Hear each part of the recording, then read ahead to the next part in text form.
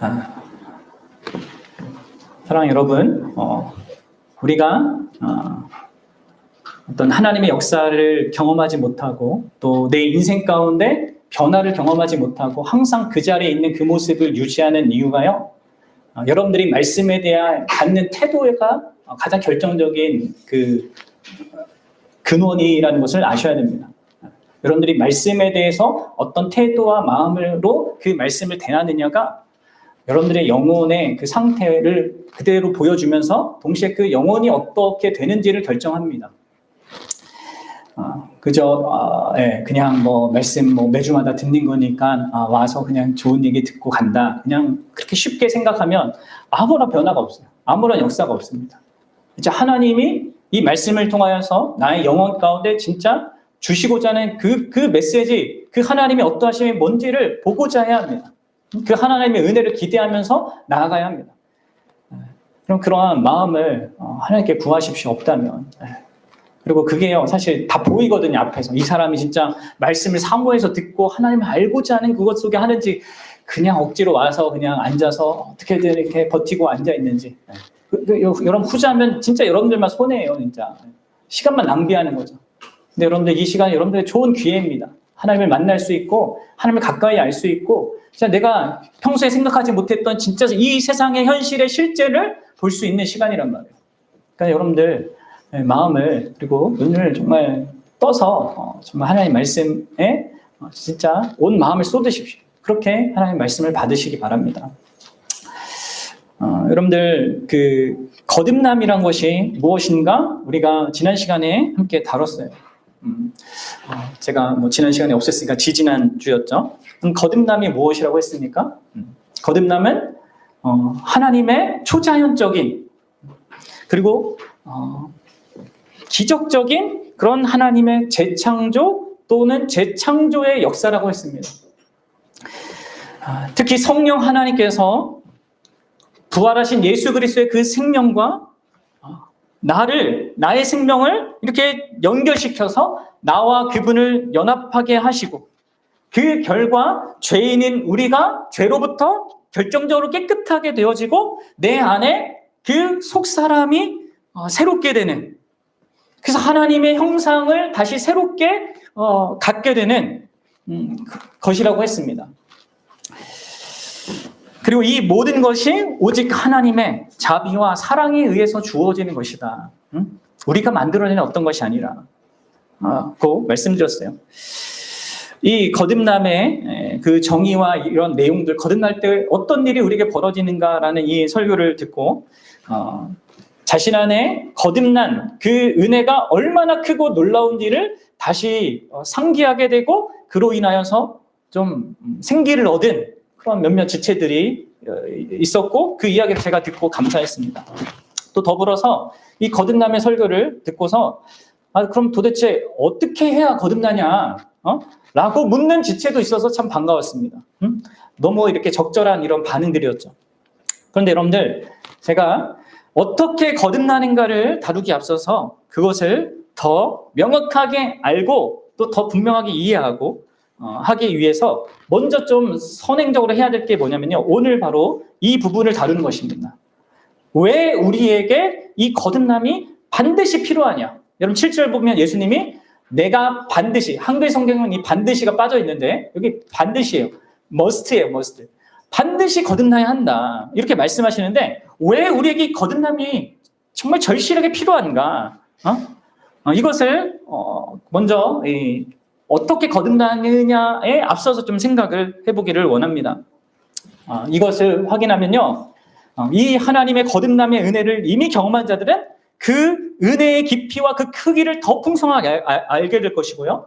또 아직 거듭나지 못한 자들, 또 거듭난지 안 난지 이렇게 잘 모르겠다는 그 자들에게도 그 필요성에 대해서, 이걸 확실히 해야 될 그 필요성에 대해서 절감하게 될 것입니다. 자, 그럼 우리는 왜 거듭나야 될까요? 왜 예수님이 말씀하신 것처럼 반드시 그래야만 할까요? 오늘 본문에서 그 이유를요, 크게 두 가지로 확인할 수 있습니다. 먼저 제가 대략적으로 설명할 거고 오늘은 첫 번째 이유만 설명할 겁니다. 내용이 길어져서 제가 한 번에 하려다가 이게 안 돼가지고 다음 주로 미뤄서 두 번째는 내용 말씀드리겠네요. 대략적으로 먼저 이렇게 이 두 가지 설명할게요. 먼저는요. 첫째로 거듭나지 않으면요. 사람은 자기의 그러한 사람이 가진 가장 결정적인 그 문제로 말미암아서 그 문제로 인하여서 영원히 멸망할 수밖에 없기 때문이에요. 그래서 예수님이 니고데모에게 내가 반드시 거듭나야 한다라고 말씀하신 것입니다. 거듭나지 않은 사람은요.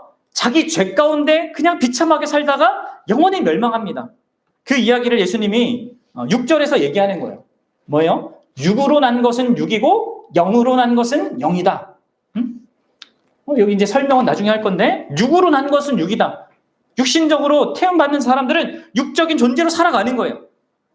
그래서 거듭남이 반드시 필요하다는 것이죠. 그리고 여러분들이 알아야 될 것은 여기 7절에서 말하는 내가 반드시 할 때는요. 여기 니고데모를 가리키는 게 아닙니다. 여기서 내가는 복수형이에요.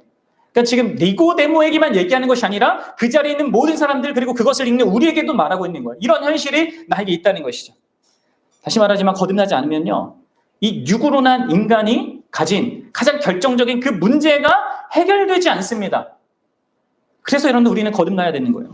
그리고 두 번째로 여러분들 거듭나야 되는 그 이유는요. 3절과 5절이 말하고 있는데 그럼 거듭나지 않으면요. 하나님 나라를 볼 수도 없고 그 하나님 나라를 들어갈 수도 없습니다.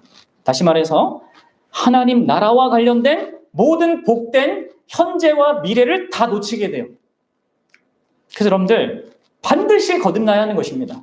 여러분 이 세상에서 여러분들 좋고 누리고 즐거워하는 그 모든 것들은요. 그 하나님 나라의 기쁨과 그 복과 행복에 아주 맛배기에 지나지 않습니다. 여러분 아셔야 돼요. 이 세상의 즐거움이 전부가 아니에요. 그래서 여러분들 우리는 이 두 가지 이유 때문에 거듭나야 하는 거예요. 반드시 왜 거듭나야 된다고요? 그래야지만 우리의 가장 현재적인 결정적인 그 문제, 육으로 난 존재로서의 내가 갖고 있는 그 결정적인 문제를 해결받을 수 있고 그리고 더불어 거듭나야지만 가장 복된 현재와 미래를 소유할 수 있게 된다는 거죠. 자, 이제 그러면 첫 번째 내용을 가지고 여러분들에게 좀 더 세부적으로 좀 나눠서 생각해 보고자 합니다. 여러분들 왜 인간에게 반드시 거듭남이 필요한가? 뭐라고 했어요? 그 첫 번째 이유가 우리가 육이기 때문에 곧 죄인이기 때문에 그렇습니다. 다시 우리 3장 6절을 읽어보도록 합시다. 3장 6절입니다. 시작. 육으로 난 것은 육이요 영으로 난 것은 영이니. 아멘. 그럼 여기서 육은요 육체라는 말입니다. 육신으로도 번역되는 거예요. 여러분들 생각해 보십시오.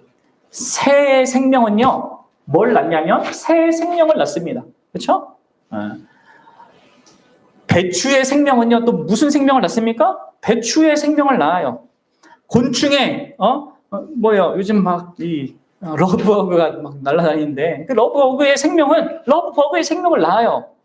마찬가지로 육의 생명은요 육의 생명만을 낳게 되어 있습니다. 그것을 지금 얘기하는 것이에요. 그리고 한편 여기 뒤편에 얘기하는 영으로 난 것은 여기서 영은 앞에 있는 영은 성령을 얘기하거든요. 성령으로 난 것은 영이다. 성령은 영적인 것을 낳는다는 거예요. 자기 영과 관련된 무엇을 낳는다는 것이죠. 그래서 여러분들 우리가 생각해야 될 건 우리가 이러한 제한 속에 한계 속에 있다는 거예요. 육으로 난 자들이라는 것이죠. 그럼 성경에서 육은 아까도 얘기했다시피 세 가지로 번역된다고 했죠. 육, 육체, 육신. 그리고 이것은요 문맥에 따라서 그 의미가 약간씩 다릅니다. 그래서 여러분들이 이것을 이러한 것들을 성경을 읽을 때 잘 생각해야 돼요. 문맥에 따라서 잘 개념을 해야 된단 말이에요. 먼저 이 육은요 실제적이고 문자적인 의미로 우리 이 몸뚱아리를 가리킬 수 있습니다. 그리고 두 번째로 이 단어는 어떤 경우에는 총체적인 사람 전부를 가리켜요. 그냥 인간 존재를 육이라 이렇게 부를 수 있단 말이에요.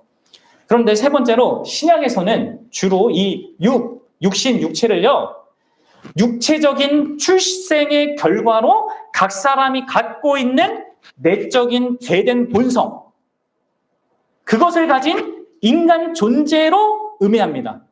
이게 육이에요. 육신이고 육체라고 할 때 성경을 읽으면 나오잖아요. 신약 성경에선 주로 이런 죄된 본성을 가진 인간 존재를 육이라고 하는 것입니다. 육체라고 하는 거예요. 육신이라고 하는 것이에요. 그래서 로마서 8장 7절을 보면 이렇게 나와 있는데 한번 같이 읽어봅시다. 시작. 육신의 생각은 같은 단어입니다. 근데 이제 육신으로 번역한 거죠. 육신의 생각은 하나님과 원수가 되나니 이는 하나님의 법에 굴복하지 아니할 뿐 아니라 할 수도 없습니다.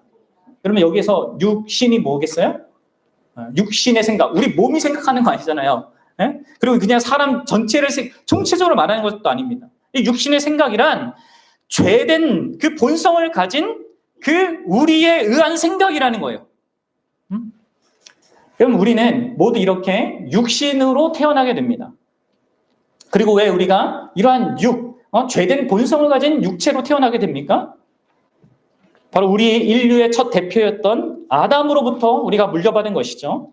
아담이 하나님처럼 되려고 하는 그 교만한 마음, 그것에 하나님의 뜻에 불순종하는 것을 선택했습니다. 그 결과 세상에 죄가 들어왔고 그로 말미암아 사망이 들어왔어요. 우리 안에 죄가 들어왔고 우리는 죽어가는 존재가 되었을 것입니다. 그래서 모든 육신으로 태어난 자연적인 출생으로 태어난 모든 인생들은 아담이 범한 것과 동일한 그 죄된 본성을 그대로 갖고 있고 같이 아담이 죽을 수밖에 없었던 것처럼 우리도 죽을 수밖에 없는 그런 존재가 되었어요.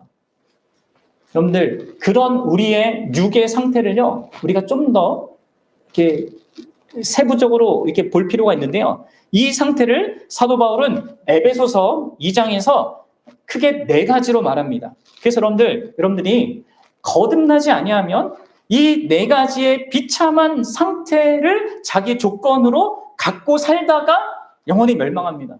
여러분 이것을 아셔야 돼요. 자, 그러면 거듭나지 않은 이 육의 상태가 뭐냐? 구체적으로 뭐냐? 이 죄된 본성을 갖고 있는 그 육신의 그 상태가 뭐냐? 그것을 간단하게 4가지를 간단하게 좀 살펴보도록 합시다. 먼저 여러분들 첫 번째 상태는요, 죽은 상태예요. 죽은 상태, 죽음의 상태. 에베소서 2장 1절을 함께 읽어봅시다. 같이 읽어보겠습니다. 시작. 그는 허물과 죄로 죽었던 너희를 살리셨도다.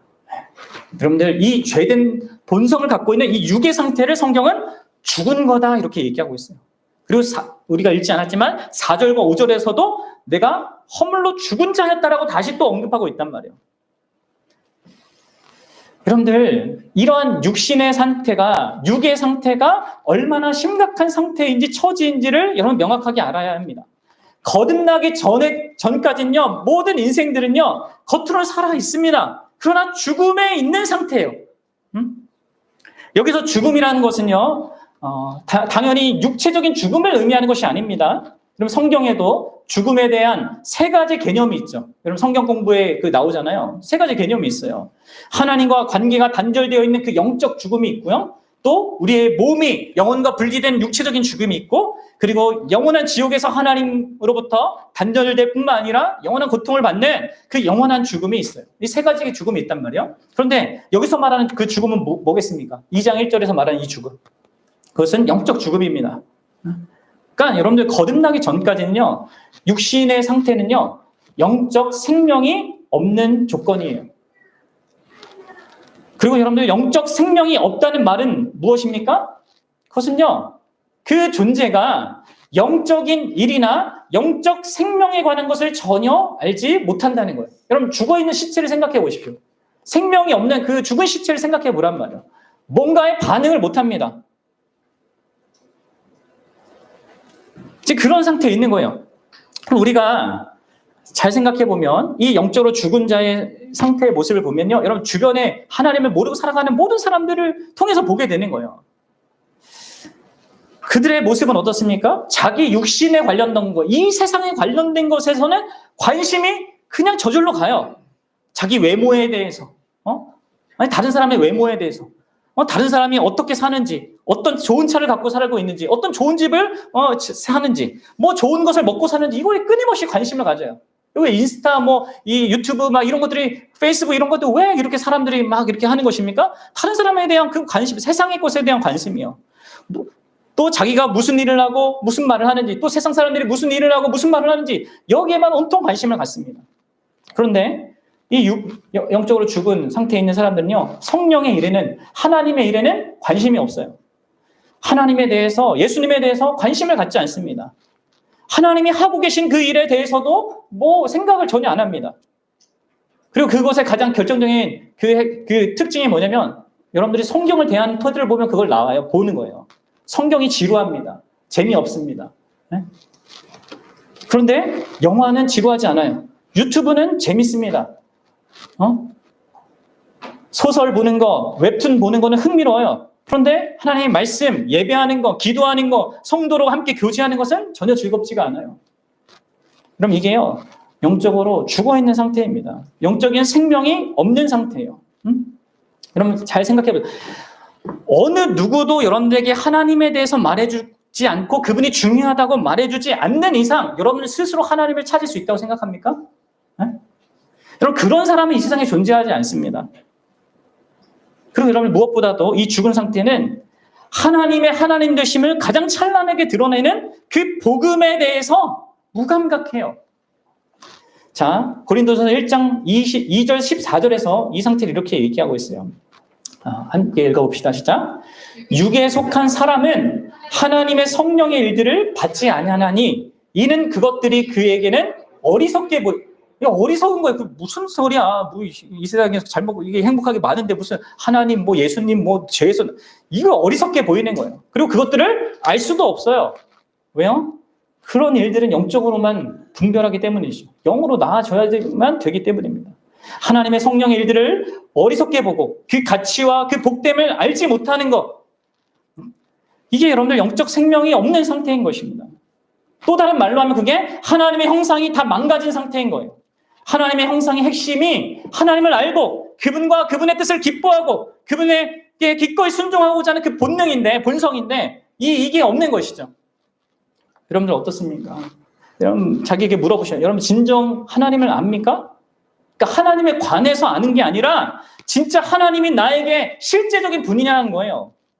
여러분 죽은 시체가 아무 감각을 못 느끼듯 여러분들 영적으로 죽은 자는요, 이 하나님께 어떤 반응을 갖지 못하는 것입니다. 그래서 여러분들 반드시 이 영적 생명이 주어지는 거듭남이 우리 인생들에게 절대적으로 필요한 거예요. 자, 두 번째로 여러분들 이 영적 죽음의 상태는요, 다만 이렇게 뭔가 반응할 수 없는 이 소극적인 상태만 갖고 있는 것이 아닙니다. 이 죽음의 상태는 바울이 이어서 말하듯이 적극적인 어떤 타락된 모습을, 부패한 모습을 드러내요. 마치 여러분들 좀비 영화 알죠? 좀비가 뭐예요? 시체라서 죽은 거잖아요. 근데 그 시체가 가만히 있어요? 아니요. 사람들을 계속 공격합니다. 마찬가지로 영적으로 죽은 우리들은요, 그냥 영적인 어떤 의미에서 좀비인 거죠. 그러니까 그냥 죽은 상태로 있는 것이 아니라 계속해서 하나님을 대적하는 그 죄를 범하면서 산단 말이에요. 그게 여러분들 에베소서 2장 2절부터 3절의 내용인 거예요. 네, 한번 읽어보도록 하겠습니다. 시작. 그때, 여러분 이거 언제예요? 그때가 1절에 나왔던 죽은 상태, 그렇죠? 그 죽은 상태에 뭐예요? 너희는 그 가운데 행하여 이 세상 풍조를 따르고 공중의 권세 잡은 자를 따랐으니 곧 지금 불순종의 아들들 가운데서 역사는 영이라. 전에는 우리도 다 그 가운데서 우리의 육체의 욕심을 따라 지내며 육체와 마음이 원하는 것을 하여 다른 이들과 같이 본질상 진노의 자녀였더니. 여러분들 지금 2절과 3절에서 죽은 상태가 그냥 소극적인 그냥 가만히 있는 상태가 아니라 감각 못하는 상태가 아니라 적극적으로 뭔가를 하는 상태라고 얘기하죠. 그래서 여러분들 두 가지 타락된 인간의 상태를 말합니다. 그리고 이것을 우리 믿음의 선배들은요, 전적인 타락이라고 얘기했어요. 총체적으로 타락했다는 거죠. 네. 하나는요, 뭐냐면 마음의 타락이고요, 다른 하나는 삶의 타락입니다. 여기서 타락이란 적극적으로 하나님을 대적하고 반항하는 그 상태를 갖는 것을 말해요. 마음으로도 우리는 이 거듭나지 않은 이 죽은 영혼은 그렇게 하고요, 삶으로도 그렇게 합니다. 자, 그러면 마음의 타락에 대해서 먼저 생각해 봅시다. 3절을 보면 이렇게 얘기해요. 우리 육체의 욕심을 따라 지내며 육체와 마음이 원하는 것을 하여 죽은 상태로 이 죽은 마음을 따라서 살아가는 겁니다. 여러분 이것을 구약으로 표현하면 이거예요. 구약의 창세기 6장 5절에 하나님이 이렇게 사람의 마음을 평가하십니다. 보십시오. 여호와께서 사람의 죄악이 세상에 가득함과 그의 마음으로 생각하는 모든 계획이 항상 악할 뿐임을 보시고. 여러분들, 우리의 마음이 항상 악하다는 걸 압니까? 인간의 마음이 쉬지 않고 악을 만들어낸다는 걸 압니까? 사람들은 잘 모르죠. 그저 조금 내 안에 양심적인 무엇이 발동하면 그게 하나님의 은혜인데 그게 발동하면 내가 괜찮은 줄 알아요. 그걸로 내가 뭔가 선행을 하면 나는 선한 사람이라고 착각을 해요. 그럼 아니에요. 명확하게 성경이 우리를 보여주는 게 그게 진짜 나입니다. 여러분, 예레미야 선지자도 이렇게 얘기했어요. 예레미야 17장 9절에서 이렇게 얘기합니다. 읽어보겠습니다. 시작. 만물보다 거짓되고 심히 부패한 것은 마음이라 누가 능히 이를 알리오마는. 하나님의 관점에서, 하나님의 기준에서 이게 보는 거죠. 그냥 우리끼리 비교하는 게 아니라, 그렇죠? 그리고 이러한 이 죄악되고 부패하고 이 항상 악한 것을요, 누가 보느냐면 하나님이 보시는 것입니다. 이런 모든 것 중에 거짓되고 심히 부패한 게 우리 마음이란 것이에요. 그리고 우리는요, 그 누구도 자기 마음에 있는 이 죄성의 밑바닥을 보지 못합니다. 너무 깊이, 너무 어둠, 그 깊은 곳에 자리 잡고 있어서 그 실체를 아무도 보지 못하고 파악하지 못합니다. 심지어 니고데모도 못 봤단 말이에요. 이런 죄로 향하는 우리의 마음 상태를요, 예수님이 뭐라고 하셨습니까? 이게 밖에서 들어오는 게 나를 더럽게 하는 것이 아니라 내 안에서 나오는 게 우리를 더럽게 한다고 얘기하셨죠. 여러분, 온갖 불법적인 죄악으로 가득한 것이 우리 마음이에요. 사람들은 죄를 외적이고 행동적인 관점에서 생각하지만 죄의 본질은 마음에 있는 죄입니다. 그리고 여러분, 그 마음에 있는 죄의 본질이 뭡니까? 그 죄의 본질은 곧 자기를 하나님으로 주장하고자 하는 자기 중심성입니다. 하나님을 전적으로 의존해야 할 피조된 그 피조물인 내가 하나님을 부인하고 내가 세상의 중심으로 살 거라고 하나님께로부터 독립선언하는 것이 그럼 죄의 본질이란 말이에요. 아담이 사탄에게 속아 넘어가게 된 바로 그 마음의 중심, 그 마음의 사고방식. 너는 하나님처럼 될 수 있다라고 하는 그 사고방식이 우리 그 마음 깊은 곳에 있단 말이에요. 하나님처럼 되고자 하는 그 원죄가 우리 안에 있는 것입니다. 그래서 여러분들, 우리 죄된 마음을 가진 이 인간은 하나님을 영화롭게 하기보다는 언제나 나밖에 모릅니다. 나의 영광, 나의 행복, 나의 유익, 나의 욕망, 나의 뜻을 쫓아가는 것입니다. 하나님과 그분의 뜻 앞에서 또 자기를 주장하는 것이죠. 이것이 여러분들 전적으로 타락한 죽음의 상태예요. 이게 여러분들 망가진 마음의 상태입니다. 인간의 마음은 속임으로 가득하고 극도로 악합니다. 지성은 감각을 잃고 어두워졌습니다. 내가 생각하고 파악하는 게 전부로 생각하는 거예요. 자신의 먼저 모든 인생을 다 자기 머릿속에서 다 알고 뭐 하는 것처럼. 이게 우리의 생각이 다 악하고 불합리하게 되었습니다. 우리의 감정은 어떻습니까? 왜곡되었어요. 나한테 잘해주는 게 좋은 거, 내가 힘들게 하는 게 그게 나쁜 거예요. 우리의 의지는요, 하나님과 원수가 되어 있어요. 여러분들의 의지로 살아가는 그 모든 것들을 그대로 해보십시오. 여러분들 율법을 다 어기고 있어요. 하나님 말씀을. 그럼 보십시오. 이게 우리의 마음의 그런 타락된 그 상태이고, 이 부패한 그런 상태예요. 그리고 이러한 타락 때문에 뭐가 이어집니까? 곧 우리의 그 타락한 마음이 우리의 삶 전체를 오염시키는 것입니다. 그럼 2절 다시 보세요. 그때 너희는 그 가운데서 행하여, 그럼 여기 행하다라는 것은요, 어떤 방향을 향해서 걸어간다는 의미입니다. 어떤 방향이요? 하나님을 향한 것이 아니라 하나님이 없는 방향, 내가 중심이 되는 그 방향을 향해서 끊임없이 걸어가는 거예요. 하나님의 뜻에 순종하여서 하나님을 영화롭게 하기보다는 하나님의 뜻에 반대하여서 하나님을 어떻게든 깎아내리고 하나님을 부정하고 무시하려고 하는 그 의지만 있는 자로 살아가는 것입니다. 이런 상태에서 인간은 철저히 자의적인 판단으로 살아가요. 창세기 3장 22절 보면 하나님은 사람이 선악을 아는 일에 우리와 하나가 같이 되었다 이렇게 말씀하셔요. 무슨 얘기예요? 이는 이 선악을 옳고 그른 것을 인간이 스스로 판단하게 되었다는 거예요. 선과 악을 규정하는 것은 하나님이신데 자기가 이제 옳은 것을 또 그른 것을 자기가 정하고 그것을 따라 살아가는 것입니다. 사람들도 그렇게 자기중심적으로 판단하고 심지어 하나님조차도 자기가 판단하면서 자기의 생각이 항상 옳다고 생각하며 살아가는 거예요. 그래서 그 결과 계속 끊임없이 모든 삶의 행동 속에서 하나님의 권위를 대적하는 거예요. 그의 견해와 사고 자체가 하나님을 거역하는 것을 상식적으로 여기면서 그런 행동을 하면서 살아가는 거예요. 그래서 이 마음의 죄가 우리의 언어 생활, 우리의 행위들, 우리의 관계들, 우리의 사고방식, 이 모든 것들을 다 부패시키는 것입니다. 마치 바닷물 한 방울에 그 염분이, 그렇죠? 한 방울 한 방울에 그 염분이 다 존재하듯이 인간의 모든 기능 속에서는요, 이 죄가 다 영향을 미치고 있는 거예요. 그리고 그런 인간의 모습을 바울이 로마서 3장 12절에서 이렇게 말하는 것입니다. 읽어봅시다. 다 치우쳐 함께 무익하게 되고 선을 행하는 자는 없나니 하나도 없도다. 그럼 선을 행하는 자가 있을까요? 여러분, 우리끼리 비교하지 말고 하나님 보실 때 선을 행하는 자, 하나님이 진짜 인정해 줄 만한 그 선을 행하는 자 없습니다. 여러분들, 깨끗한 물컵에 여러분들 새가 날아가다 똥을 쌌다고 해봐요. 그게 한 방울 묻었다고 생각해 보십시다. 그 컵에 담긴 물을 마시겠습니까? 버려야죠. 우리 인생이, 우리 존재에, 여러분들, 죄 한 방울이요, 우리 전 존재의 그런 의미가 되는 것입니다. 인간은 이처럼 마음과 삶 전조체가 타락하고 부패한 상태를 갖고 있어요. 그리고 여러분들이 진짜 유념해야 될 사실은 이런 상태에서도 얼마든지 종교적인 행위가 가능하다는, 기독교적인 어떤 모습을 가질 수 있다는 거예요. 니고데모처럼 그럴 수 있다는 것이죠. 허물과 죄로 죽은 상태이지만, 마음이 타락했고 삶도 타락해 있지만 기독교 신앙을 가진 것처럼 행할 수 있다는 것입니다. 그리고 여러분들, 그러면 그게 진짜인지 가짜인지를 어떻게 압니까? 그럼 그 마음의 중심의 그 목적을 보면 알아요. 여러분들 그걸 살펴보세요. 가짜는요, 나를 위해서 신앙생활을 합니다.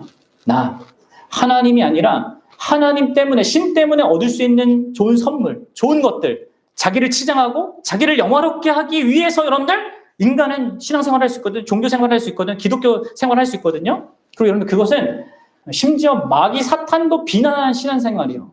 여러분, 욥기를 가보면 여러분, 마귀가 하나님 앞에 막 욥을 막 고소하잖아요.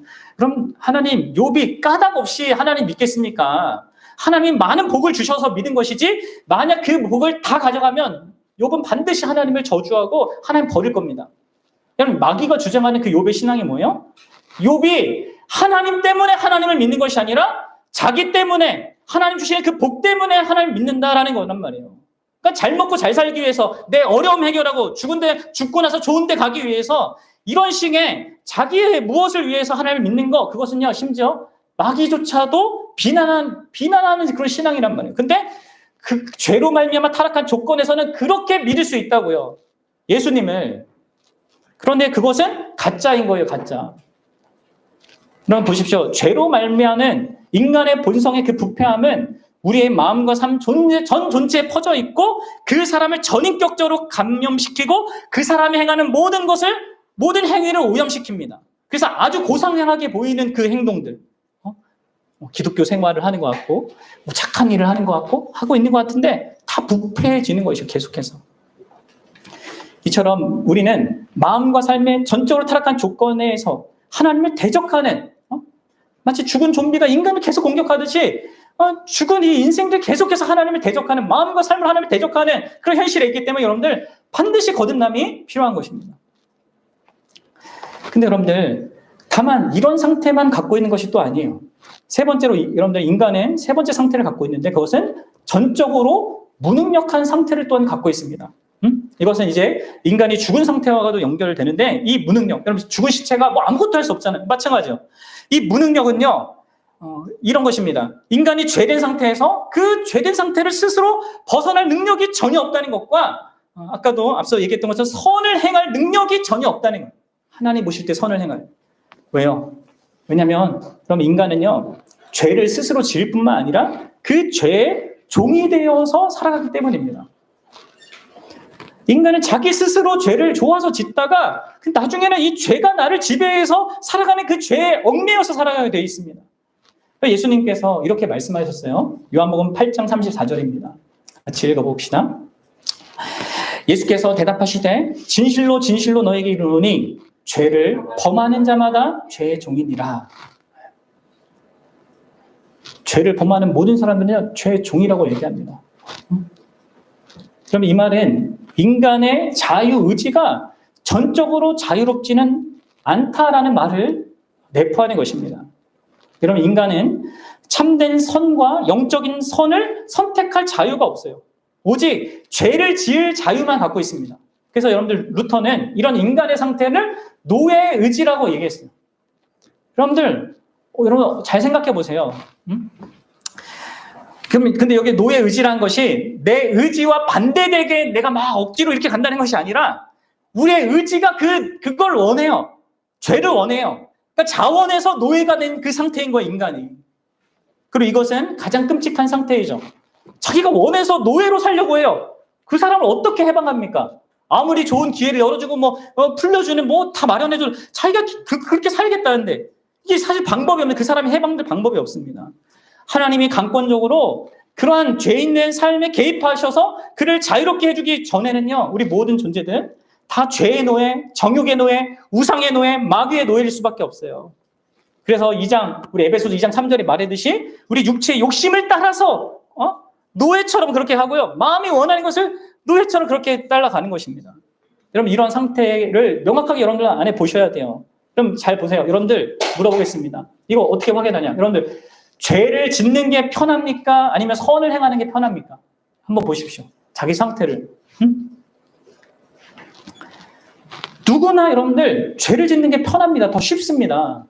근데 선을 행하려고 하면은 어려워요. 힘이 들어요. 또 용기를 내야 돼요. 왜 그래요, 여러분들? 우리 죄의 그런 지배 아래에 있기 때문이에요. 사람들이. 그리고 그것 때문에 여러분들, 에베소 2장 2절에 나온 그 말들처럼 우리가 이 세상 풍조를 따른 것입니다. 여기서 세상은 하나님 없는 사고방식, 정신구조, 삶의 체계를 이렇게 아우르는 말이에요. 그런 모든 하나님 없이 형성된 그 모든 세상의 모든 문화, 그걸 따라가는 것입니다. 그걸 따라가는 게 쉬워요. 하나님을 전혀 생각하지 않고 형성된 그런 세상의 그런 가치체계, 이런 구조들을 따라가는 게 쉬운 것입니다. 근데 그렇게 살아가면서 인간은 뭐라고 생각해요? 자기가 자유롭다고 생각해요. 나는 내 생각대로 살아가는 거야.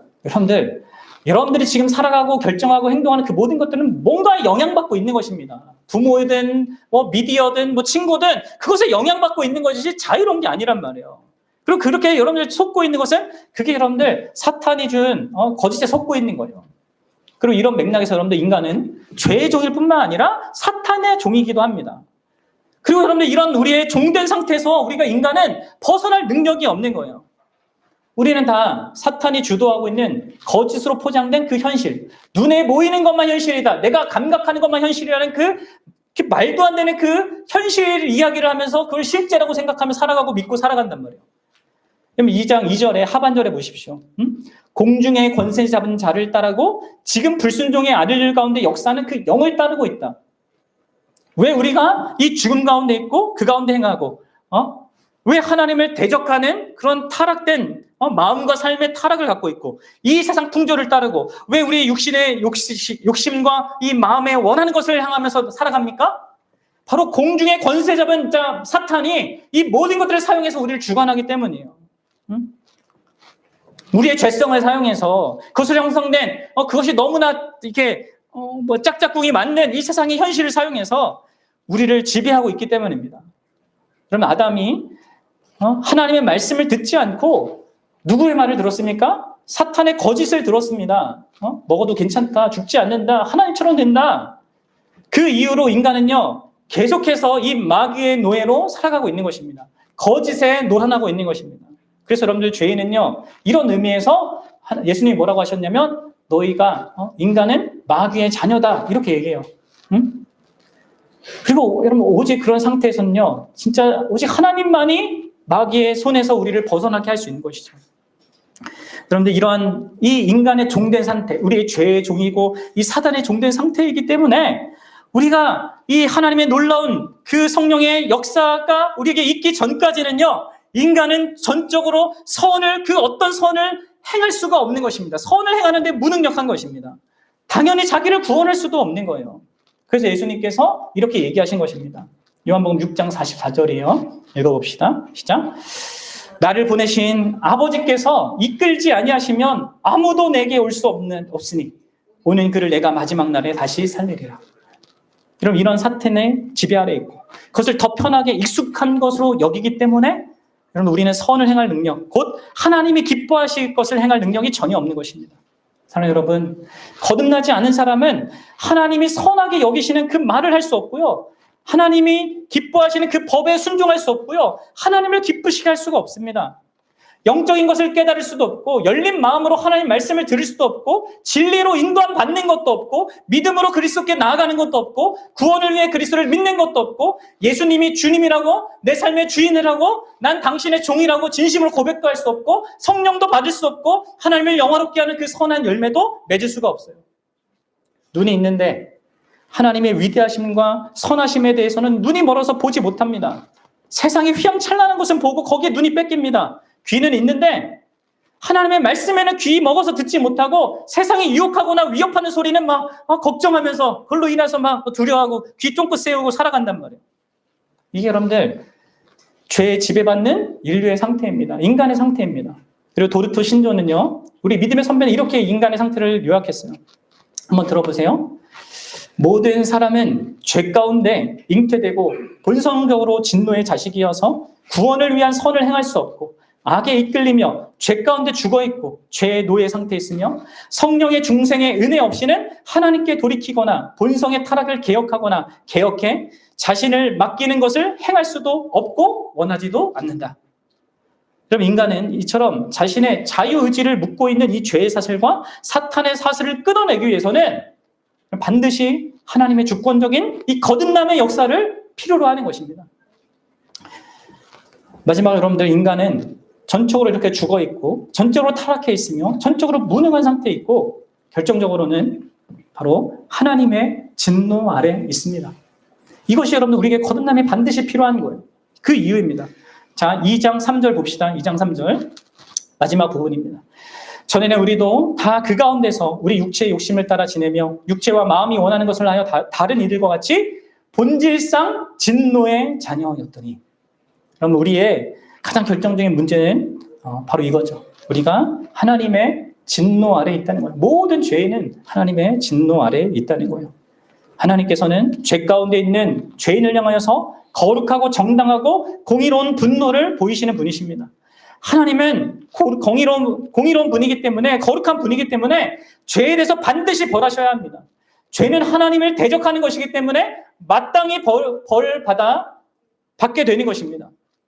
근데 여러분들, 이 성경에서 하나님의 진노로 말하는 것, 이 진노로 말미암아 받게 되는 그 벌이 두 가지 측면이 있는 걸 아십니까? 그게 뭔지 아세요? 하나님의 벌과 심판은 두 가지 측면 나와요.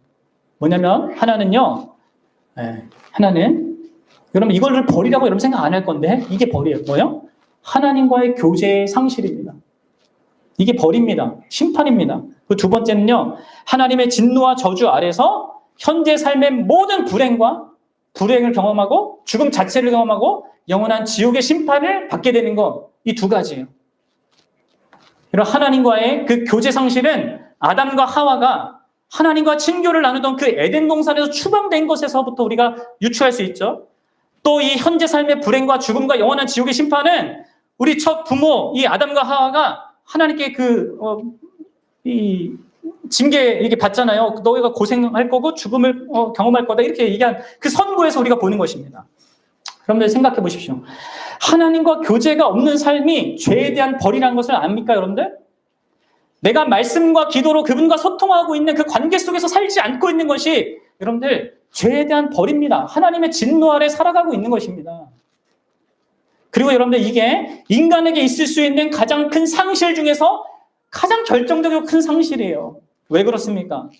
여러분, 인간의 모든 행복은요, 다 하나님 그분과 결부되어 있기 때문이에요. 하나님 그분이 모든 선의 원천이란 말이에요. 여러분들이 하나님을 잃으면 결국 모든 것을 잃게 될 수밖에 없어요.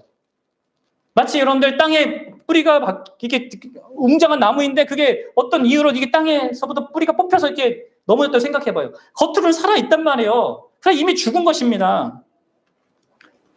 하나님 없이 살아가는 것은요, 소망 없이 살아가는 거예요. 거듭남은 바로 이런 죄의 가장 결정적인 벌에서부터 우리를 건져내는 것이죠.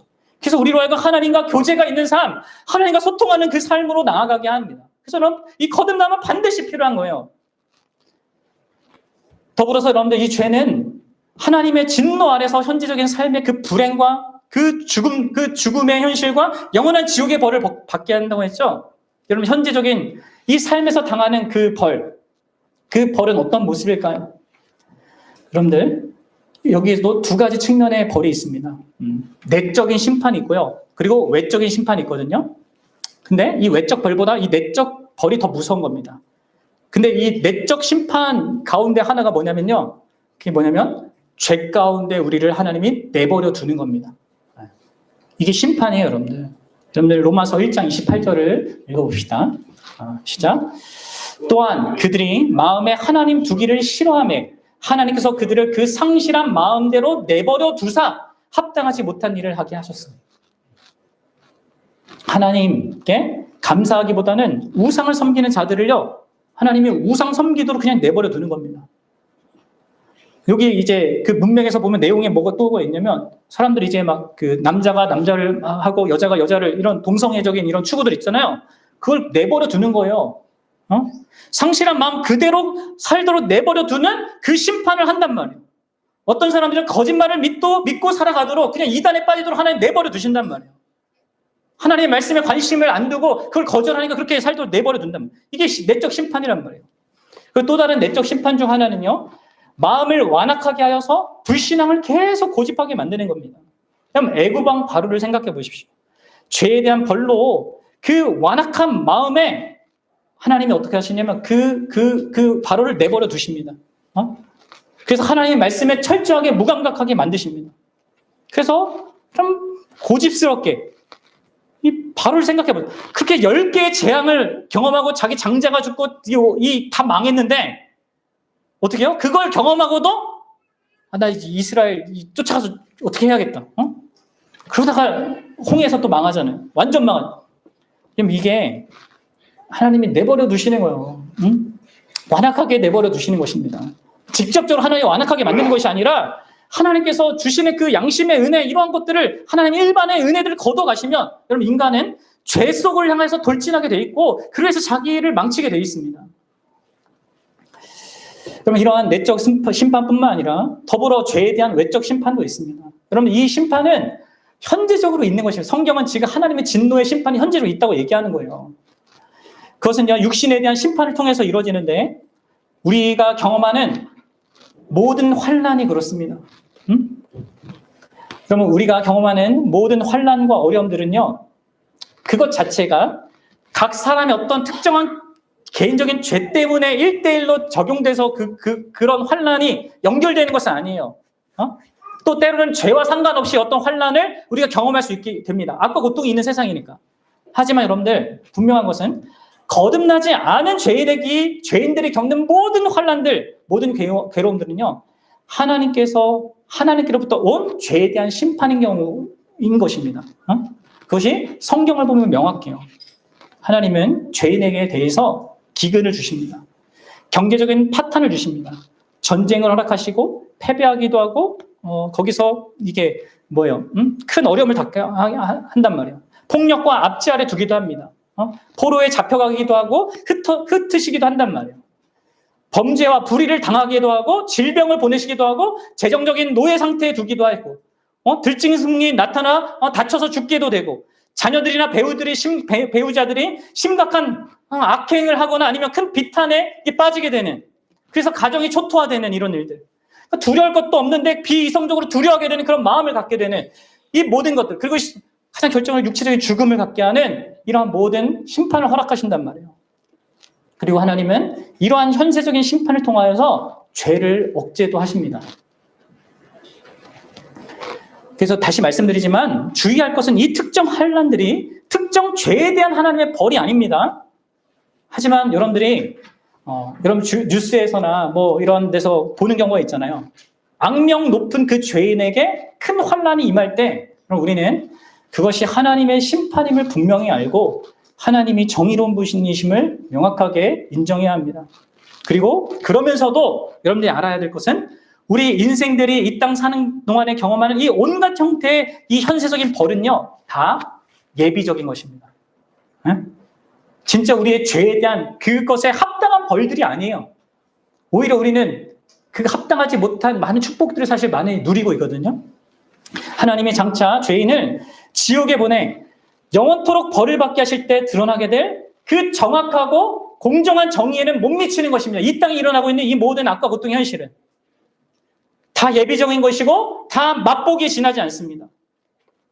그래서 여러분들은 벌을 많이 받지 않고 심판받지 않고 살아가는 악한 인생들, 잘 먹고 잘 사는 사람 있죠? 때로 우리 주변에 보면 그 사람들 보면서 뭐 속상해하거나 뭐 불공평하다 이렇게 얘기할 필요가 없습니다. 하나님은요, 공의로운 분이시고요. 그들은 반드시 하나님께 합당한 그 징벌을 받게 됩니다. 지옥에서 받게 되는 거예요. 그리고 그 지옥은 어떤 것을 경험하는 것입니까? 바로 두 가지 형벌을 경험하는 것입니다. 성경에서 지옥은 두 가지로 말합니다. 하나는 그것이 바깥 어두운 곳이라고 얘기하고 또 하나는 그것이 뜨거운 불이 타는 곳이라고 이렇게 얘기하죠. 지독한 외로움, 지독한 고독, 인간이 제일 두려워하는 거, 그것과 함께 인간의 육체가 가장 고통스럽게 되는 그 화상 고통 있잖아요.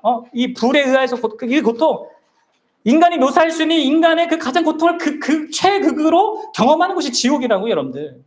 이 둘을 예수님은 심판의 말씀 속에서 이렇게 얘기하셨어요. 한번 읽어봅시다. 시작. 또 왼편에 있는 자들에게 이르시되 저주를 받은 자. 여러분들 여기 왼편에 있는 자들은 교회 안에 있던 사람들 가운데, 그렇죠? 염소들이에요. 그렇죠? 그들을 향하여서 이렇게 얘기하는 거예요. 저주를 받은 자들아, 나를 떠나 마귀와 그 사자를 위하여 예배된 영원한 불에 들어가라. 여러분들, 죄인이 결국 이 지옥에서 받는 영원한 벌이 뭐예요? 여기도 이중으로 심판받는 게 보입니까? 하나는 뭐예요? 나를 떠나라. 뭐예요? 나를 떠나라. 하나님을 떠나게 되는 것, 예수 그리스도로부터 버림받게 되는 것, 떠나는 것. 끔찍한 죄를 범한 사람이 모든 사람에게 격리되어서 독방에 갇혀가지고 그 끔찍한 외로움과 고독을 경험하듯이 모든 선한 것의 근원 대신 이 하나님께, 예수 그리스도께 분리되어서 어떤 은총과 자비도 누리지 못하게 되는 그 지옥, 그 어두운 바깥 그 어두운 곳에서 이를 갈게 되는 그러한 일이 지옥에서 있게 되는 거죠. 그리고 또 하나는 뭐 영원한 불. 육체적으로 이제 우리 죄인도 여러분들 부활합니다. 죄인도 부활해서 영과 육이 다시 하나 돼가지고 그 육체의 어떤 것을 경험하게 되는데 그 육체의 그 영원한 불에 그 육체가 죽지도 못하고 끊임없이 가장 큰 극심한 그 고통 가운데 영원히 사탄과 그 마귀, 그 사자들과 함께 고통을 당하는 그 일이 지옥의 심판 가운데 있게 되는 것입니다.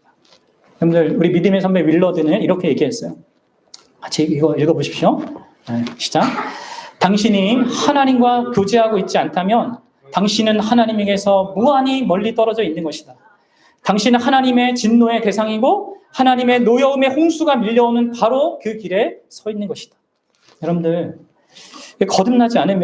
우리가 거듭나지 않으면 이런 하나님의 진노 아래서 현재의 비참한 인생을 살다가 영원한 심판에 이르게 되는 것입니다. 그러기에 여러분들, 이 거듭남은 반드시 필요한 거예요.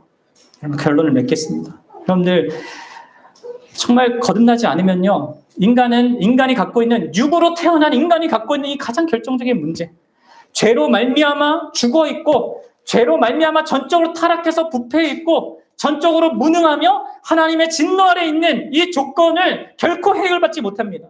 그래서 현세로부터 하나님의 심판을 경험하다가 결국 영원한 하나님의 심판, 그 멸망을 경험할 수밖에 없어요.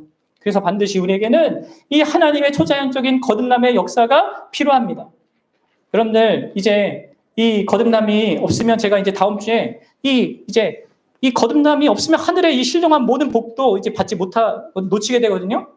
믿음도, 어떤 칭의도, 양자됨도, 성화도, 영화도, 무엇보다 하나님과 누리는 그 참된 기쁨을, 그 기쁨의 그 완성을 놓치게 됩니다.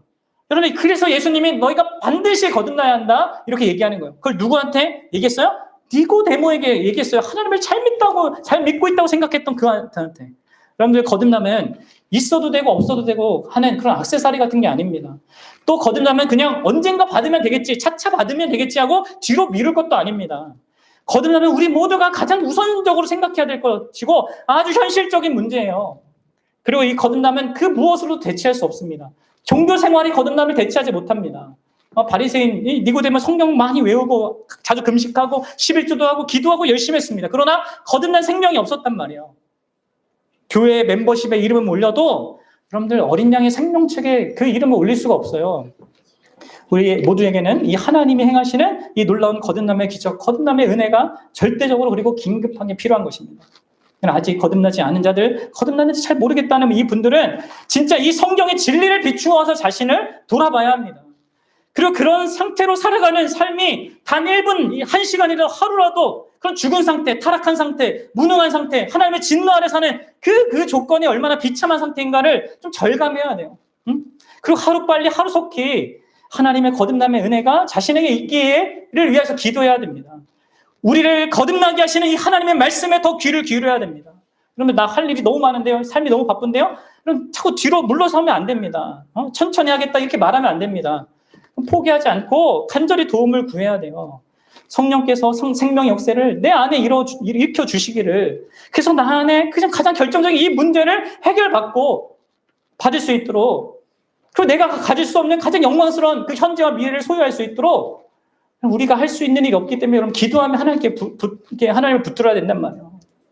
그럴 수 있길 바라요.